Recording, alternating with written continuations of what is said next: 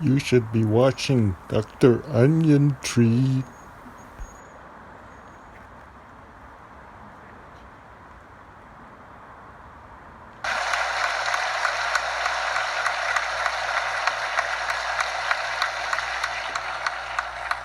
Okay, hi there everybody. It's another Asked Dr. OnionTree, and I'd like to say hello to everybody in the studio here today and those that are watching online. Okay, let's get right into it. I'm asked all kinds of questions, hundreds of questions through texts, emails, letters, and one of the most common questions I get is, what is the best toilet paper to buy? Well, I have some great news. In collaboration with some of the best experts in the world, I'm manufacturing now the smoothest, most absorbent toilet paper you can get. It's made from top secret materials and is made in a secret location. You can only get this wonderful product by subscribing to my 3 times a year newsletter for only $1,500 a year. This product is not sold through regular outlets. My research shows that in a crisis situation, one of the concerns people have is access to TP as well. People are concerned in a crisis situation that they've got enough toilet paper.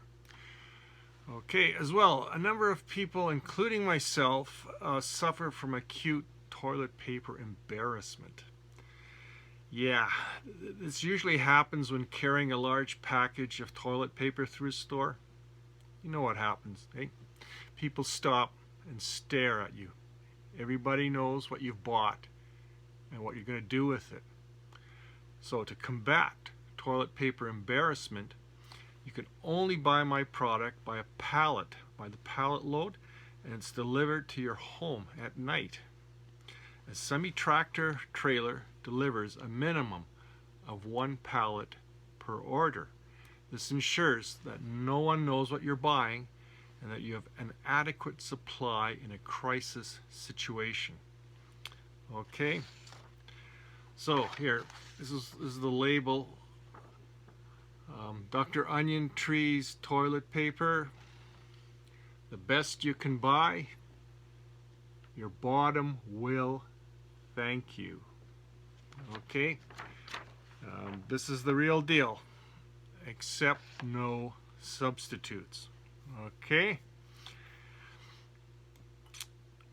now remember, it sounds like $1,500 sounds like a lot of money for my subscription, but remember, free advice is worth what you pay for it. The advice I give you is worth more than what you're paying for. Okay?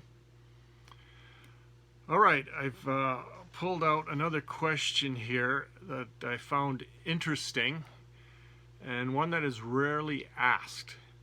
One of my subscribers writes, Dr. OnionTree, I've been looking for a job that does not include work.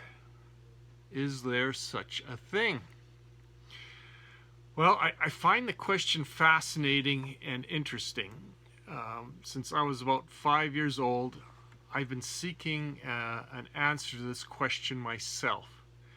After doing exhaustive research and contacting experts from all over the world, I still have not found an answer.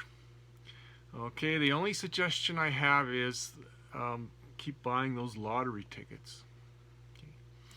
Okay, here's another question sent by another subscriber who says, Dr. OnionTree, you have started and operated many successful enterprises.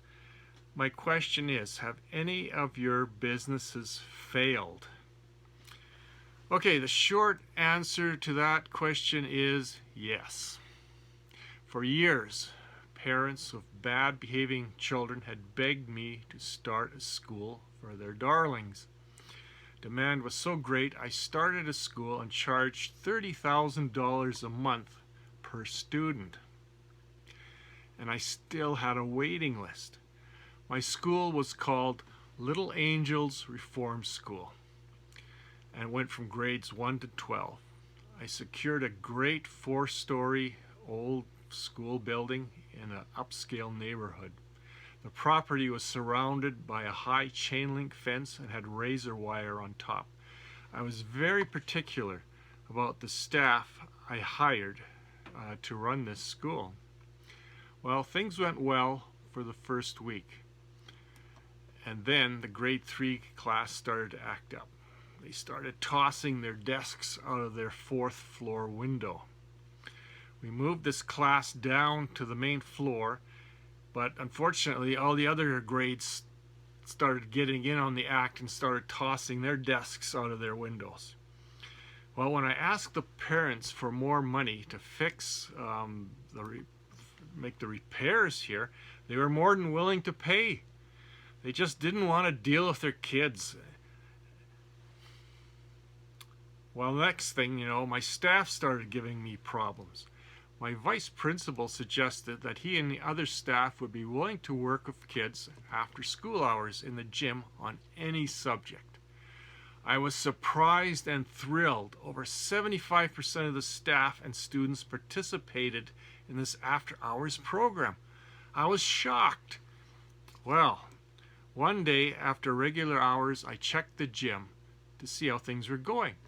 And I found that the staff and students had set up the gym as a casino. Blackjack, roulette, poker, sports betting, you name it, it was happening. My vice principal came up to me and informed me he was changing his title to Principal of Vice. I didn't want to shut the operation down since parents were so happy their kids were staying longer in school and they were giving extra money to the school. Wow. Then out of nowhere, staff and students demanded that the school year be shortened by 3 months. Things escalated after staff and students paraded through the neighborhood making public their demands. Rumors were going around that something big was going to happen on April Fool's Day. Well, it did. On that day, students and staff went on a rampage. Some students using chainsaws cut down large trees on the property. Other students stole a large bulldozer, ripping down the fencing. And we had a very strict policy about students using heavy equipment on the campus. Toilets were ripped out and tossed through the windows. Staff pushed over school buses, if you can imagine. Wow. Once it was all over, many tears were shed as I informed parents at a meeting that we were closing.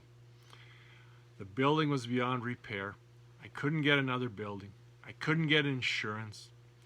I ended up selling the property, and a funeral home and cemetery now sit on the site. So that's how one of my great business ventures failed. I guess you can't win them all. Okay, someone's indicating that my time is up. So, keep sending your questions for the next Ask Dr. OnionTree.